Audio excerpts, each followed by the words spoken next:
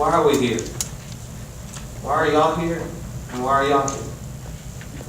Well, I know I'm here. I'm waiting on the day where I can see my grandfather again.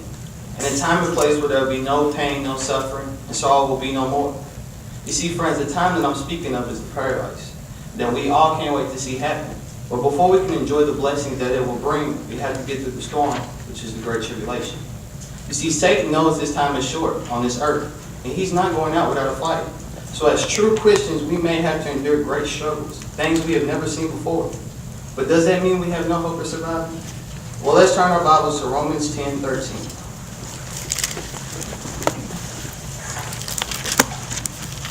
That's Romans 10:13.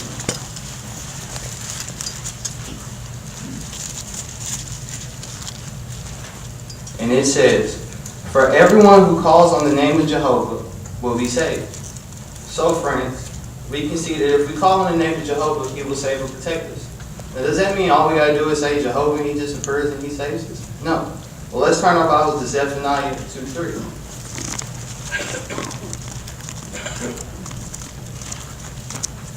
Zephaniah 2:3. And it says,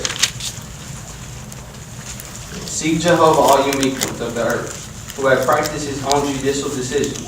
Seek righteousness, seek meekness. Probably you may be considered in the day of Jehovah's anger." So we can see this scripture says we must seek righteousness and meekness. And first it says we seek meekness. In the Bible, meekness refers to one's mental attitude first toward Jehovah and second toward fellow Christians. Next, we learn of Jehovah's judicial decision, which is his laws that he put in place by the Bible. So, the greatest place to look for these laws is also in the Bible. So during now and during the Great Tribulation, any problem that we may go through or endure, all we have to do is turn to God's Word. Now let me give you an example. What if you're in a storm, it's raining, it's hailing, flooding, and tornadoes are outside? Is that a place that you want to be?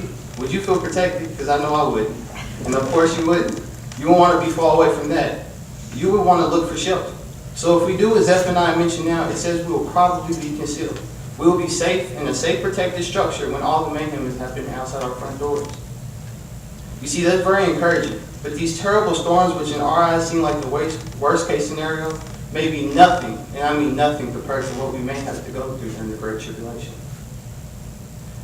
And although things will get rough, we need to not be fearful, but we should not be fearful because Jehovah will protect us.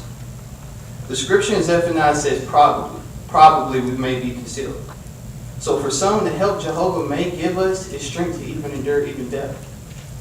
But we have a wonderful hope that the paradise I mentioned earlier in the resurrection. So even when we may think no one is there and no one is watching over us, Jehovah is always there. So let's look at one more scripture that reminds us of how things will be if we just stand firm. Turn our Bibles to Psalms 37:29. At Psalms 37:29.